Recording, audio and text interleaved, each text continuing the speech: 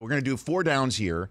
I'll give you three downs where it's an observation or a take, as we say in the sports talk radio business. And then the fourth one, being fourth down, I'm just going to go for it. I'm going to give you the hottest take I can give with a germ of truth to it, because I'll always give you something with a germ of truth to it. But I'm going to go, regardless of field position, I'm going for it on fourth down here in the Tuesday Takes on the Rich Eisen Show. Hit the music. All right, first up, after 4 weeks in the NFL season, there are a slew of 3-1 teams. The Packers are the only one of the 3-1 teams that you could pretty much say we know who they are, because they're pretty much the same damn team, and it's the same quarterback, and it's always the same problems where the running backs get hurt, and then the offense might stall a little bit, and Aaron Rodgers tells everyone to relax, and then he goes on a tear. So we're removing the Packers from that list of 3-1 teams, and the same thing with the Pittsburgh Steelers, okay, because we know who they are as well. But as far as the Eagles are concerned, and Carolina is concerned, and we'll remove Atlanta as well from that mix. But as far as the Rams, Carolina, Detroit, and then the Denver Broncos, and then also the 3-1 team in Philadelphia, the best team out of all of them, and Carolina in this mix too, to me, are the Detroit Lions. I think that this team is good all around. If it wasn't for some cockamamie call from 345 Park Avenue on the goal line, they'd be 4-0. We'd be talking about this team being the only undefeated remaining team in the NFC now. They've gone on the road and won in a spot like Giants Stadium. Well, the old, I shouldn't say that, MetLife Stadium, when the Giants were home and Odell's back, and you're thinking that that's going to change them. They won that game in excellent fashion, running the ball better than they threw it. I like what they did in Minnesota last week. Right now, they lead the league in turnover differential. Did you know that, Christopher Brockman? I did not. +9. They have 11 takeaways, which is tied with the Ravens for the most in the league. They're taking the ball away. They're sacking the quarterback. And they are also fourth in the league. They're tied for fourth in the league in fewest points per game given up, 17 and change. And at some point, Stafford is going to begin to start throwing 300-yard games. I like the Lions, and I know what I'm saying with Denver. We see that, but Denver on the road, I need to see what they're going to do. Their first 3 wins were all at home. I need to see some wins on the road. The Lions already have 2 of them, including 1 in division. So the Detroit Lions are the best of the questionable 3-1 teams in my mind right now. Number 2, second down here. The best team in the NFC East through 4 games are the Washington Redskins. I know the Eagles went into D.C. and they beat them in week 1, but that was just a different team. Week 1 is still part of the preseason as far as I'm concerned. They're the only team, the Washington Redskins, to hold the L.A. Rams to fewer than 30 points. They went into L.A. and they won that game in week 2. We saw what they did last week against the Oakland Raiders. They punked them. And last night, they had the Chiefs right where they want them. They held them scoreless in the first quarter. They had a chance to win the game late and didn't pull it off. They made too many mistakes. But I see a team that's good on both sides of the ball and a quarterback that's getting all grown up in Kirk Cousins. And I'm looking at the rest of that division. I'm still wondering who the Eagles are. They've got a great quarterback who I'll talk about in a moment. But that's why you could take the Eagles off my list for our poll question. I think the Washington Redskins are the best team in the NFC East through 4 weeks. And those who love to hashtag HTTR should be feeling really good about themselves going into a bye week. Third down.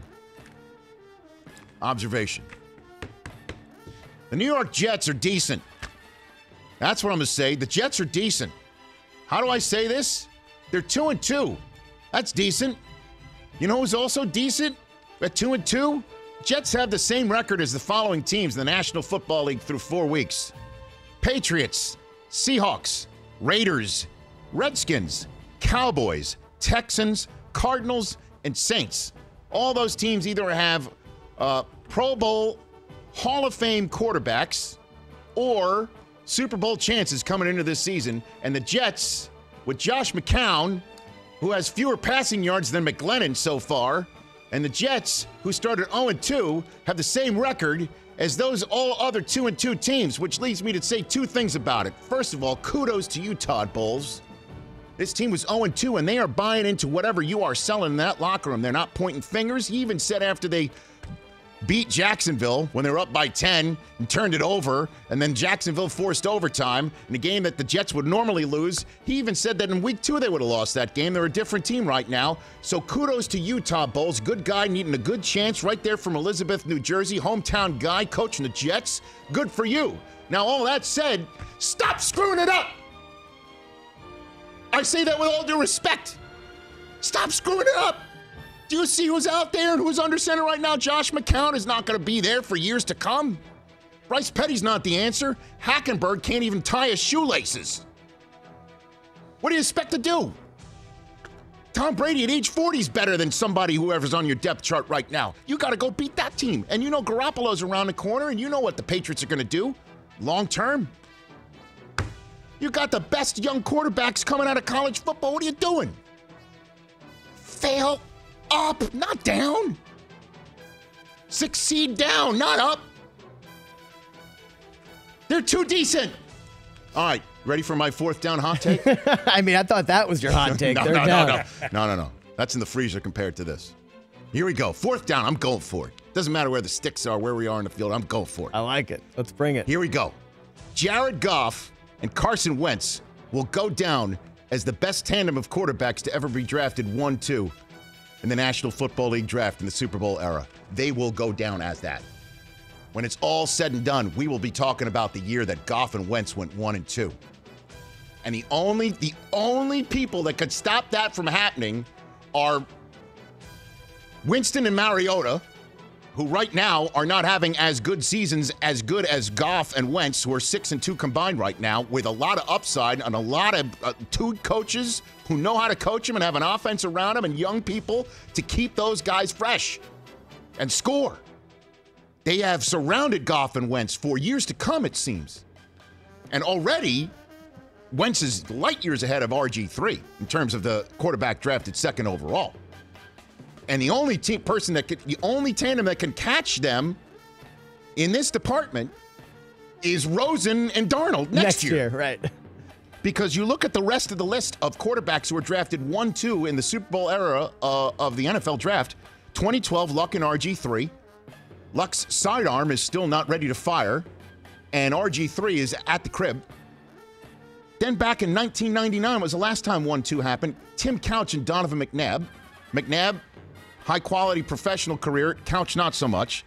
Then in 1998, Peyton Manning and Ryan Leaf. God bless Ryan Leaf. All he had to do is just have a mediocre career, and they would be the best 1-2 tandem of all time. Not so much. Then in 1993, Drew Bledsoe and Rick Meyer. And then you could make a case for Jim Plunkett and Archie Manning, 2 Super Bowl rings right there, and Archie would have had maybe a better shot at a Super Bowl ring if he was somewhere else. Goff and Wentz will go down in the history of the NFL as the best tandem of quarterbacks ever drafted 1-2 in the common draft era. The Rich Eisen Show, weekdays at noon Eastern on radio stations across the country and audience. If you like that, please download our app. There's lots of fun things there other than just more of the videos you just saw. You can call us from the app. You can email us from the app. Just download it. Trust me, you'll enjoy it.